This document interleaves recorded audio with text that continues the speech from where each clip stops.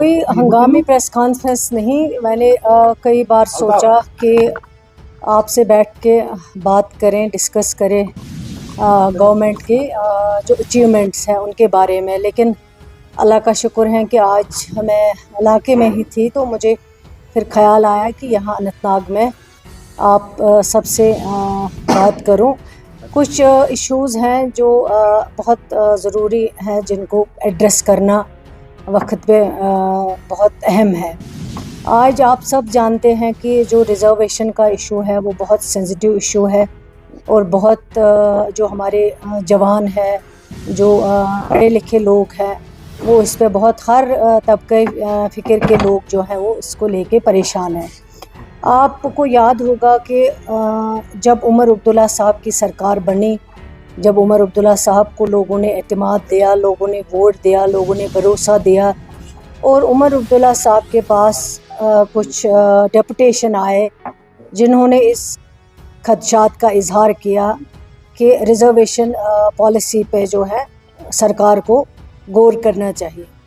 और उमर अब्दुल्ला साहब ने इतना इस चीज़ को सीरियसली देखा, सीरियसली लिया, उनकी बात सुनी, और दूसरे दिन उन्होंने एक सब कमेटी तश्कील दी है, जिस सब कमेटी में 3 मिनिस्टर्स जो हैं वो इस सब कमेटी में काम कर रहे हैं। वो मीटिंग्स ले रहे हैं, वो बात कर रहे हैं, वो जो डेपुटेशन आ रहे हैं, वो जो हमारे पास लोगों के रिप्रेजेंटेशन आ रहे हैं, उनको एग्जामिन किया जा रहा है, उनको देखा जा रहा है। और ये देखिए, सीरियसनेस इतना नहीं कि सिर्फ सब कमेटी बनाना, बल्कि सब कमेटी का मुकर्ररा टाइम 6 महीने रखना। ये आप खुद अंदाज़ा लगा सकते हैं कि ऑनरेबल चीफ मिनिस्टर साहब जो हैं वो इसमें कितना सीरियसली जो है सोच रहे हैं, काम कर रहे हैं। और हमें जो टास्क दिया गया है, हमें हर रोज़ हर शाम चीफ मिनिस्टर साहब को एक्सप्लेन करना पड़ता है कि आज कितने रिप्रेजेंटेशंस को एग्जामिन किया गया है, आज क्या डेवलपमेंट हुई है, आगे क्या होने वाला है, कब तक आप अपना रिपोर्ट सबमिट करोगे जो सब कमेटी है। तो मैं समझती हूँ कि ये पहली बार हुआ है जब ऑनरेबल चीफ मिनिस्टर साहब ने एक तो सब कमेटी बनाई, और सब कमेटी को 6 महीने का टाइम दिया गया है। लेकिन बदकिस्मती ये है कि कुछ पॉलिटिशियन, कुछ लोग जो जिनको मौका चाहिए सरकार को क्रिटिसिज्म करने का, वो हर वक्त इसी आड़ में रहते हैं कि हम क्रिटिसिज्म करें। आपको याद होगा जब असेंबली सेशन चल रहा था, रिज़र्वेशन को लेके एक सवाल आया था। जिस इंसान ने ये सवाल दिया था, मैं उसका नाम नहीं लूँगी आपके सामने, लेकिन आप शायद समझ जाएंगे, अक्लमंद के लिए इशारा काफ़ी है। इतने सीरियस क्वेश्चन में वो असेंबली में नहीं आए, एब्सेंट रहे। अगर उनको इतना दर्द होता, अगर सही में वाकई में वो सीरियस होते, तो इस असेंबली क्वेश्चन में आके हमसे सवाल पूछते, हमसे जवाब लेते क्या सरकार कर रही है। लेकिन वो इतने नॉन सीरियस थे, क्वेश्चन लिस्टेड भी हुआ लेकिन वो एब्सेंट रहे, वो असेंबली में नहीं आए। जब एब्सेंट रहे और शाम को वो अपने आप को, उनको लगता है कि सारी दुनिया जो है वो ट्विटर पे हम घुमा सकते हैं, ट्विटर पे हम लोगों को अपनी तरफ राग़िब कर सकते हैं। अगर लोग उनकी तरफ होते तो आज उमर अब्दुल्ला साहब को इतनी मेजॉरिटी नहीं होती। शाम को जब निकले, एक सवाल ट्वीट किया, कहा कि सरकार सीरियस नहीं है, सब कमेटी का जो टाइम दिया गया है वो सवाल में मेंशन नहीं है। मैंने क्वेश्चन बना आज कचमच कोत करे।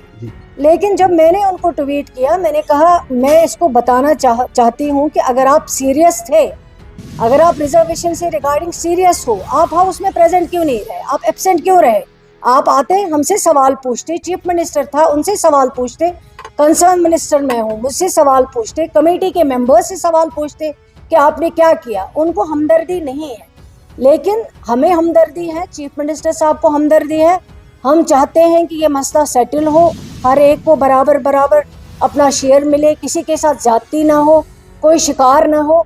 तो ऑनरेबल चीफ मिनिस्टर साहब ने जो कमेटी बनाई, वो कमेटी काम कर रहे हैं, सीरियसली काम कर रहे हैं। जैसे मैंने कल भी मीटिंग रखी हुई है, जो भी डेपुटेशन है मैं उनसे कल मिलूंगी, कमेटी उनसे बात करेगी, जैसे रूटीन में ऑलरेडी मिल रहे हैं, जैसे रिप्रेजेंटेशन आ रहे हैं। लेकिन कल मैं SKICC में 10 बजे उनके साथ मीटिंग। और आज जो एक न्यूज़ आई, आज भी यही जैसे ये ट्वीट पे चला रहे हैं अपनी सियासत, उस शख्स ने आज सुबह से फिर एक ट्वीट किया हुआ कि डिपार्टमेंट ने जो है कोर्ट में कोई एफिडेविट दिया है, वो कहते हैं कि जो रिजर्वेशन पॉलिसी है वो सही है, वो गलत नहीं है। लेकिन मैं आपके ज़रिए बताना चाहती हूँ उस शख्स को, अगर सरकार कमिटेड नहीं होती तो 6 महीने क्यों टाइम देती? अगर सरकार कमिटेड नहीं होती तो कमेटी क्यों बनाती?